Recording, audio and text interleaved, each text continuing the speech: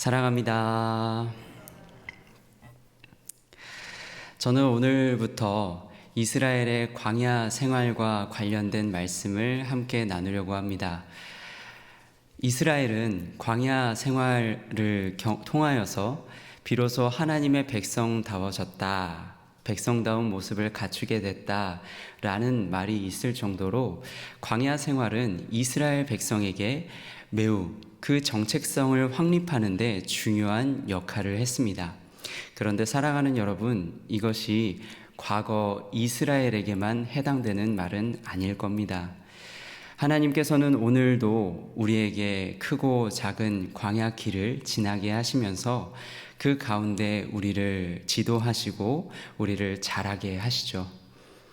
그래서 수많은 믿음의 선진들은 이 광야를 학교에 비유하기도 했습니다.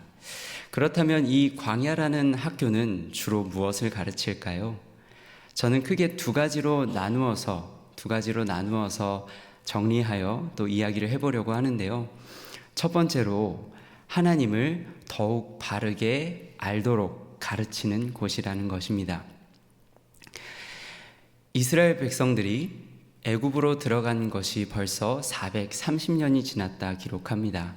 아무리 그들이 히브리 민족으로서의 그 정체성을 지키고 있다고 해도 그들에게 430년이라는 이 시간은 애굽의 문화와 애굽의 종교로부터 많은 영향을 받을 수밖에 없었던 시간이었을 것입니다. 이스라엘 백성은 이처럼 자신들을 구원하신 하나님을 바르게 알아야 할 필요가 있었죠. 두 번째로 이 광야 학교는 자기 자신에 대해서 바르고 좀 더 분명하게 알게 하는 그런 역할을 한다라는 것입니다. 광야의 길을 갈 때에 우리의 마음이 저절로 넓어져서 하나님을 더 바라보게 되고 하나님과 더 깊은 사랑을 나누게 되면 얼마나 좋을까요? 그런데 생각보다 광야는 그렇게 낭만적인 장소가 아니었습니다. 광야를 지나기만 해도 하나님만 바라보게 될 줄 알았는데 그게 아닌 거예요. 하나님보다 때로는 어쩌면 더 자주 나에게 더 가까이 있는 것 하나를 보게 되는데 그것은 무엇입니까? 바로 나의 죄악된 본성. 어제 하루 하나님 앞에 분명 감사했는데 오늘은 하나님 앞에 말할 수 없는 불만과 원망을 쏟아내는 참으로 못난 나의 자아를 발견하게 되는 것이죠. 그러나 감사한 것은 이 광야 학교는 사랑이 넘치는 곳이라는 것입니다. 때로는 나의 연약함과 나의 죄성을 직면하는 게 참으로 가슴 아프고 어렵고 또 너무나도 절망스러울 때가 있지만 한 가지 확신이 그 광야 학교를 통해서 우리 가운데 생긴다는 거예요. 그것은 바로 신실하시고 선하신 하나님께서 반드시 우리를 그 과정을 통해서 새롭게 하실 것이라는 것이죠. 그래서 사랑하는 성도 여러분, 이렇게 질문을 드리며 시작하고 싶습니다.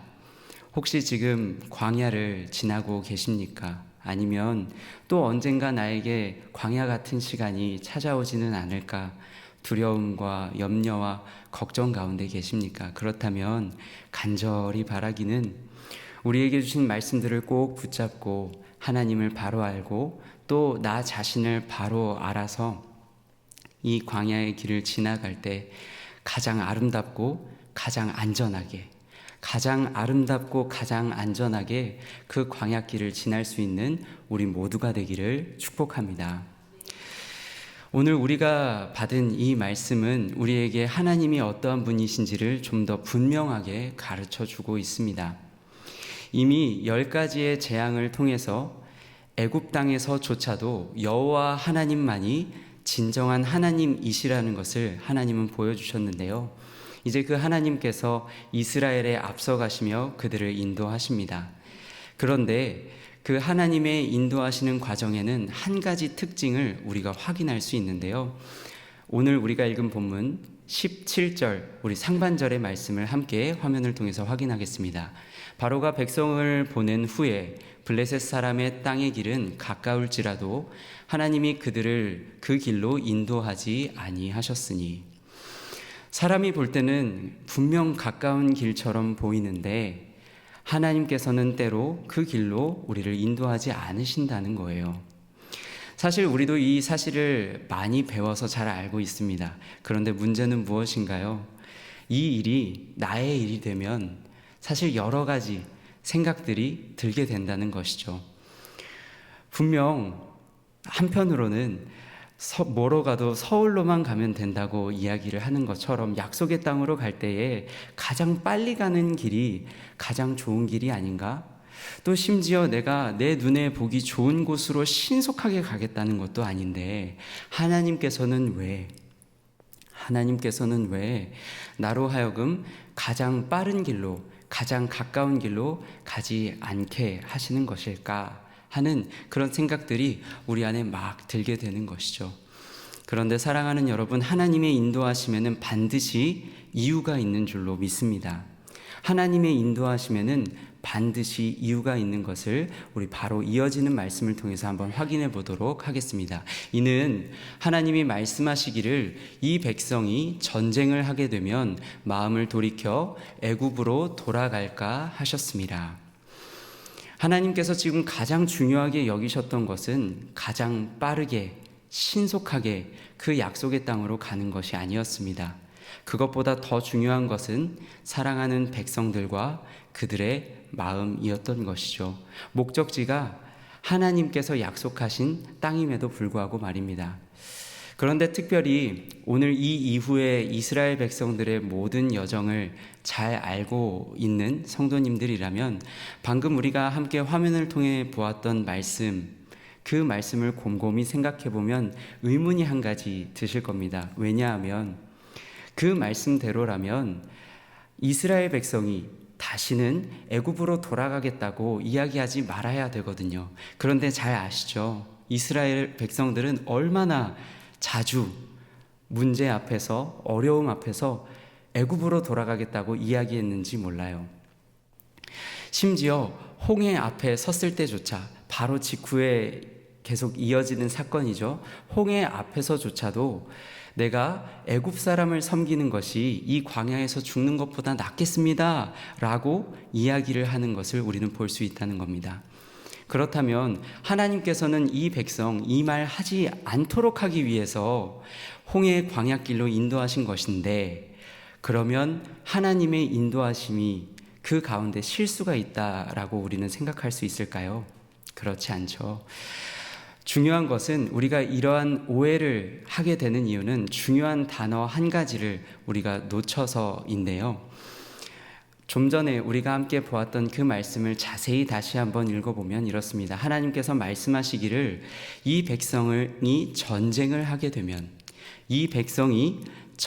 하게 되면 그 마음을 돌이켜서 애굽으로 돌아갈까 하셨습니다. 기록되어 있습니다. 이 전쟁을 하면이라는 이 문장은 실제로 원어를 보더라도 전쟁을 보게 되면이라는 말로 좀 더 정확하게 해석할 수 있는데요. 간단히 정리하면 이렇습니다. 지금 하나님께서는 이스라엘 백성이 아직 전쟁을 하고 아직 전쟁을 볼 때가 되지 않았다고 판단하셨던 거예요. 그렇게 생각하셨던 거예요. 그렇다면 하나님께서 다른 길로 인도하실 때 이스라엘에게 또 다른 무언가를 보여주기를 원하셨던 걸까요?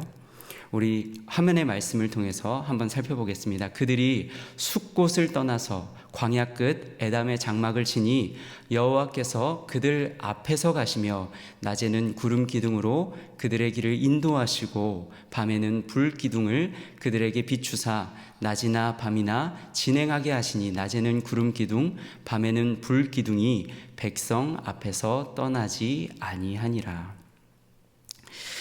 사랑하는 여러분, 우리는 종종 하나님께서 우리에게 아주 멀리 떨어진 곳에서 우리를 지켜보시는 분, 그리고 우리가 잘하나 못하나 주목하시는 분으로 오해할 때가 좀 있는 것 같습니다.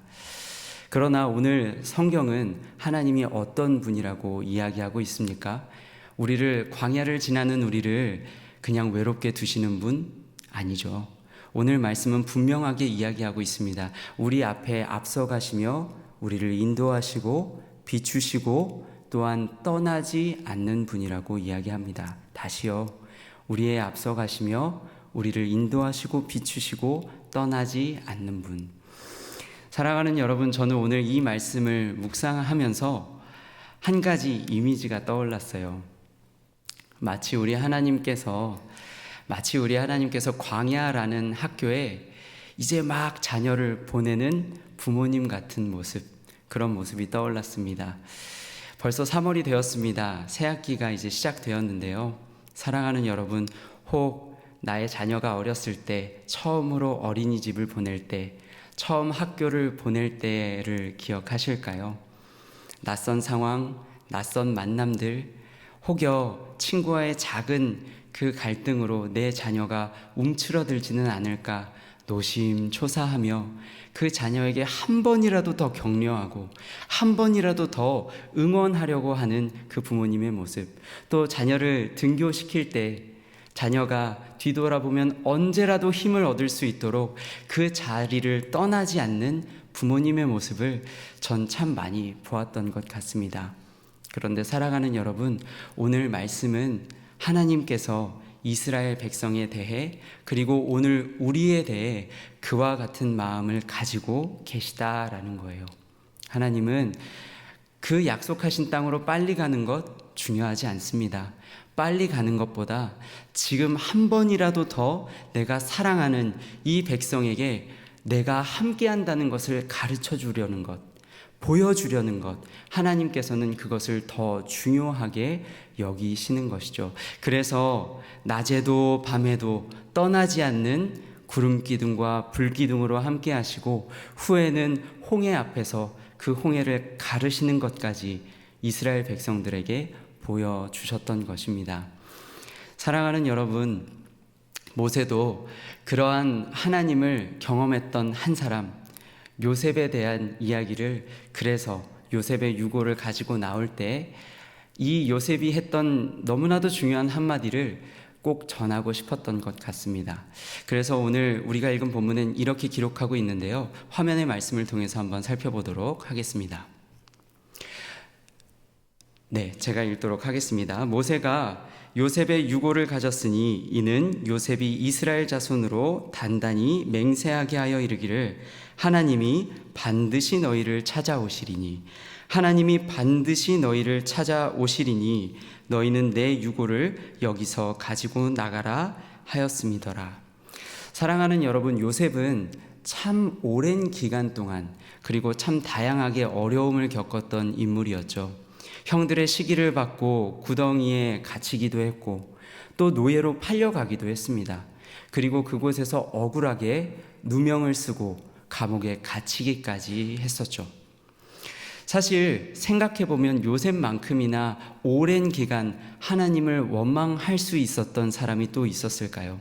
그런데 오늘 요셉이 자손들에게 했던 이 말, 반드시 하나님께서 너희를 찾아오실 거다, 반드시 너희를 찾아오실 거다 하는 그 말씀을 미루어 볼 때 요셉은 그 오랜 기간 정말 많은 어려움을 겪으면서도 한 가지 분명한 것을 믿고 경험했던 것 같아요. 반드시 나와 함께 하시는 하나님, 신실함으로 나를 사랑하시고 나에게 은혜 베푸시는 하나님을 요셉은 경험했던 것 같습니다.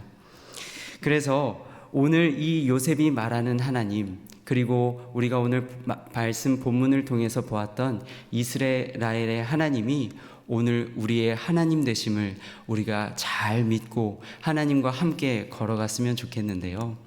우리는 그럼 그 하나님의 인도하심을, 함께 하심을 무엇을 통해서 알 수 있을까요?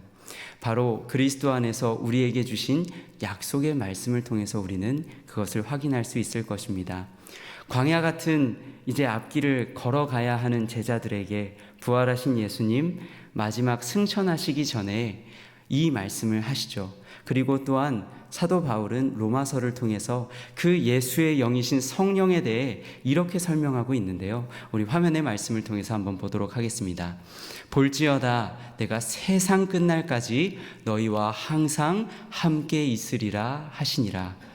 또한 로마서엔 이렇게 기록하고 있습니다. 이와 같이 성령도 우리의 연약함을 도우시나니 우리의 연약함을 도우시나니 우리는 마땅히 기도할 바를 알지 못하나 오직 성령이 말할 수 없는 탄식으로 우리를 위하여 친히 간구하느니라. 아멘. 말씀을 맺겠습니다. 사랑하는 성도 여러분, 다시 한번 질문을 드립니다. 지금 광야의 길을 지나고 있는 것 같으신가요? 아니면 언제든 크고 작은 광야의 길을 지날까 걱정과 두려움 가운데 있으신가요? 그러나 그런 두려움이 우리를 엄습해 올 때에 이것 한 가지 꼭 기억하면 좋겠습니다.